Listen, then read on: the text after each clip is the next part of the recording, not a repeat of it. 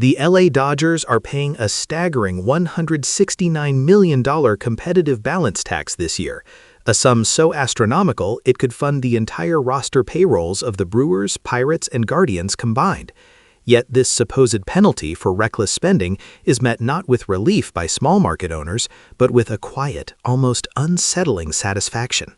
We're led to believe this massive tax keeps the game fair, a punitive measure against plutocracy. But what if this enormous check is actually the only thing propping up the worst, most lethargic owners in baseball, protecting their inherent mediocrity from true market competition? Welcome to the Deep Dive, the economic battlefield of Major League Baseball. You're locked in with us here at 606 Prime News, where we analyze the hidden costs of excellence and the true price of the game's alleged parity. The immediate reaction is visceral fury, fueled by the staggering disparity. Fans of teams scratching for every win see the Dodgers signing a Shohei Ohtani to a contract structured so aggressively it might as well be performance art, followed by the acquisition of another ace, and they scream foul. "This isn't competition," yells Mark in Cincinnati. "It's an economic joke."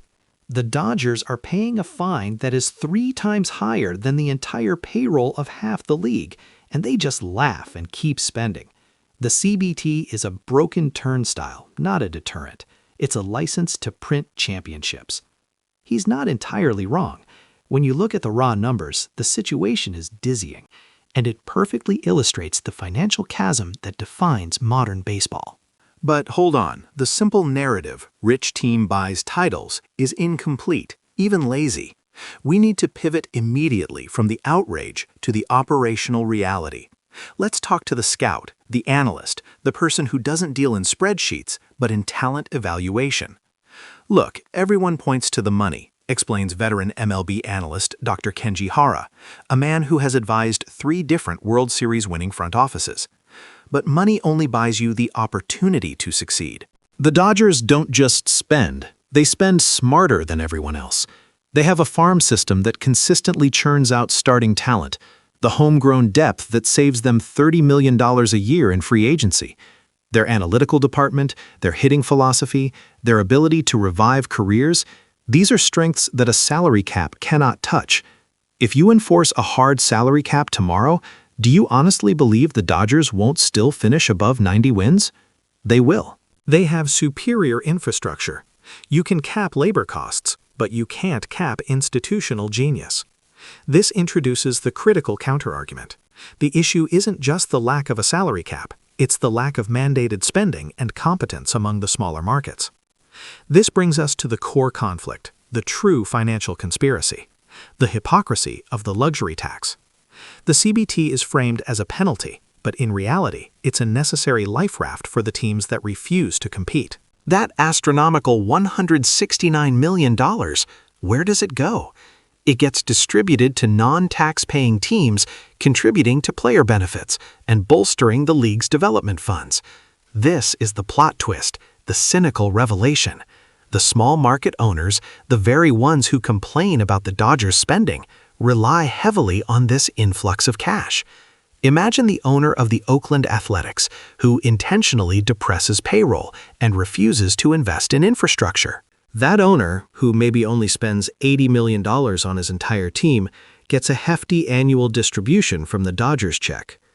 As one anonymous, highly placed owner once admitted in a leaked conversation, "We need the Dodgers to keep throwing money around. If they stopped spending tomorrow, our entire operational budget would be underwater by 20% within 2 years. They are our unwilling ATM, and the fans never realize it." This system, therefore, is not designed to ensure parity. It's designed to ensure profitability for the entire league, especially for the least ambitious ownership groups. The Dodgers, by paying this gargantuan tax, are essentially subsidizing the mediocrity they are accused of destroying. They are following the rules. The rules are simply rigged to allow them to pay for the right to buy excellence, while simultaneously paying others to sustain incompetence.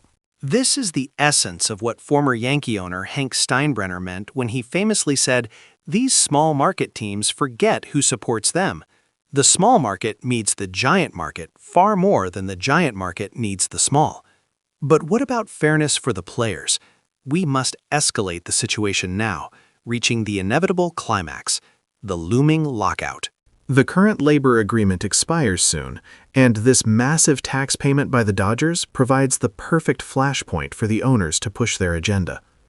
The owner's primary goal is always to cap labor costs, which means pushing hard for a true salary cap. Why? Because historically, owners get a larger percentage of revenue when labor costs are fixed. We saw what happened in the NBA and the NFL. But the Players Association knows this is the ultimate giveaway. A salary cap without a substantial, mandatory salary floor is just a tax on earning potential, argues retired player agent and union advocate Maria Sanchez. We, the players, absolutely refuse to let billionaires use us as pawns to argue for parity when what they really want is a ceiling on our wages, while keeping their revenue sharing completely opaque.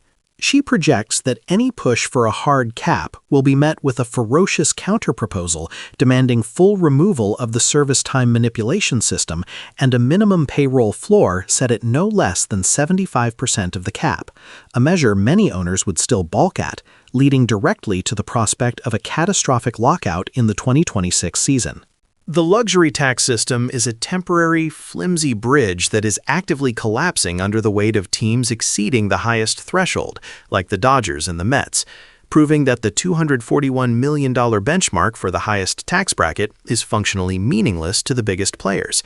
They simply treat the penalty as a cost of doing business, essentially paying a 110% tax rate on spending above $300 million just to ensure they compete every year. The true problem is not the size of the Dodgers' checks, but the commitment of owners who are currently under the competitive balance tax line. If every owner was forced to spend up to the current $237 million threshold, or even 90% of it, the concentration of talent would naturally disperse, even without a hard cap. The Dodgers are just playing by the rules that allow rich owners to get richer and cheap owners to stay rich by proxy. They pay the tax, they accept the draft pick penalties, and they continue to succeed because their entire organization, from the analytical department to the minor league facilities, is built on maximizing every single dollar they spend. What we are witnessing is not a failure of competitive spirit on the field, but a spectacular failure of competitive obligation in the owner's box across many smaller markets.